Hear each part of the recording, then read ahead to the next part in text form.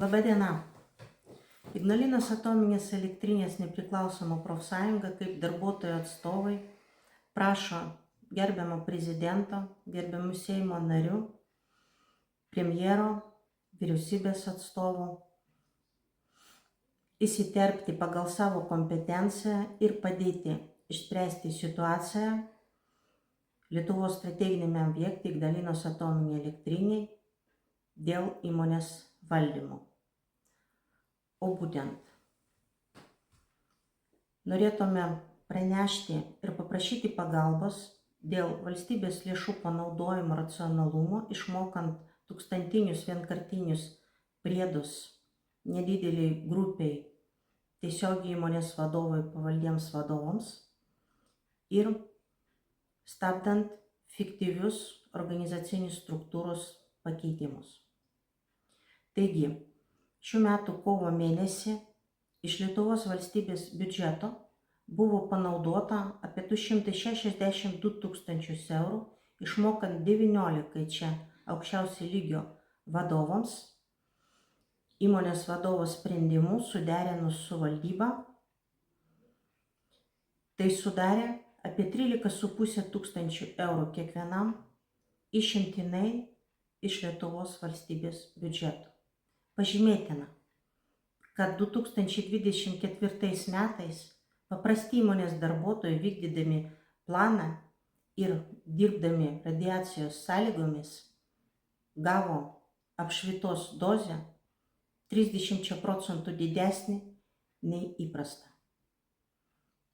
O 19 vadovų iš Lietuvos biudžeto iš mokesčių mokėtojų pinigų po 13,5 tūkstančių vidutiniškai. Mes laikom tai neracionalu. Mes kreipėmės ir ministeriją, kreipėmės į vadovybę, įmonės iki šiol atsakymo negavo, remiantis kokiais kriterijais, kokiais sumetimais taip buvo paskirstyti mokesčių mokėtojų pinigai. Gavom atsakymą iš energetikos viceministro. Mūsų galva tai atsakymas itin ciniškas. Buvo paklausta tiesiog, kas čia yra neteisėto.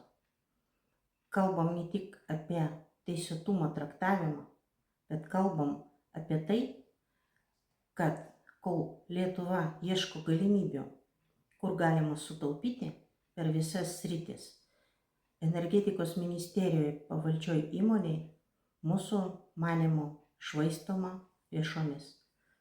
Mes prašome tai stabdyti ir įvertinti tai, kas buvo padaryta per paskutinius 2 metus, mūsų manymu, tai padaryta žala.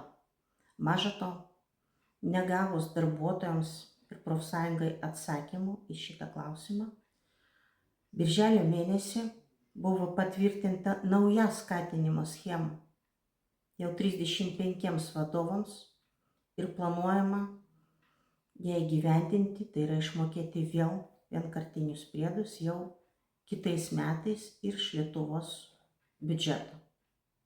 Mūsų klausimas, kas tai palaimino. Iš energetikos ministerijos atsakymų nesulaukime.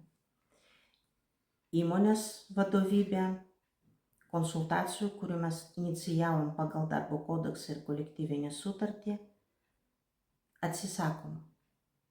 Mes kreipiamės į darbo inspekciją, kadangi išvilgėme čia galimą administracinį nusižengimą.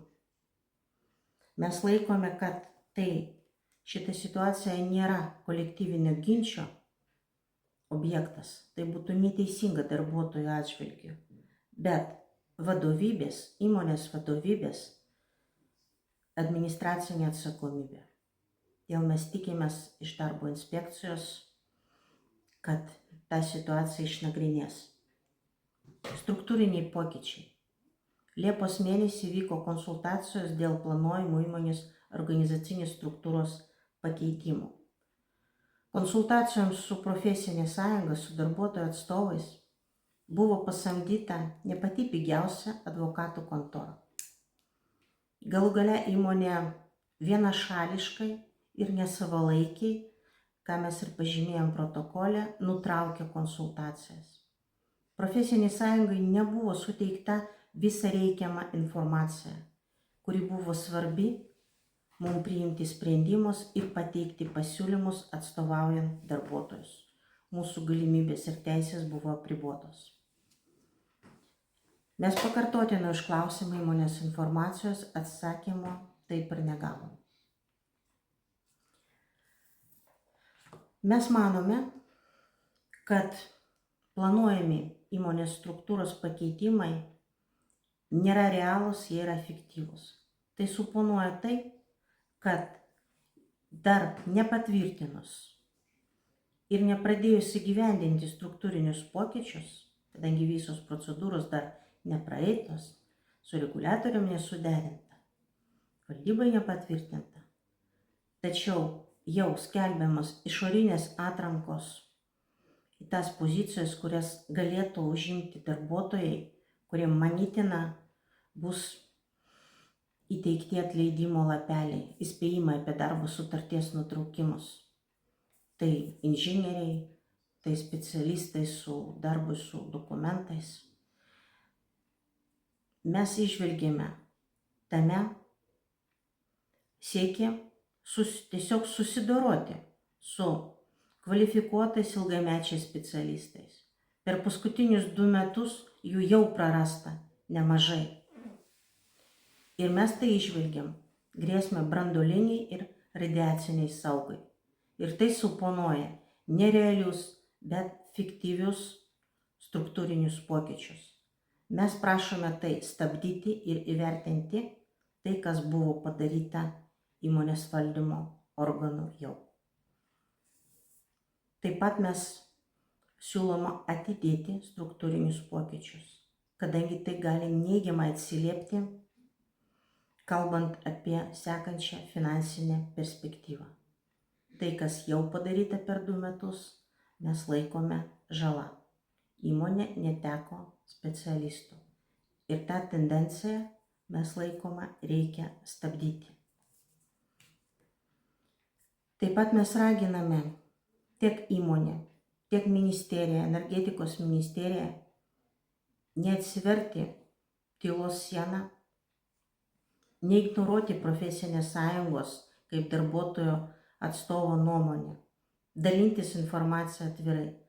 Socialinis dialogas turi būti realus ir civilizuotas.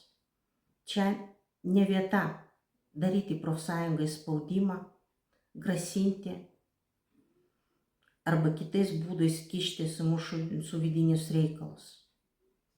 Mes prašome pagal jūsų kompetenciją, gerbiamas prezidentė, gerbiami vyriausybės atstovai, Seimo nariai, premjerė, padėti įsiterpti, įvertinti tai, kas buvo padaryta ir stabdyti tai, kas yra daroma. Ačiū.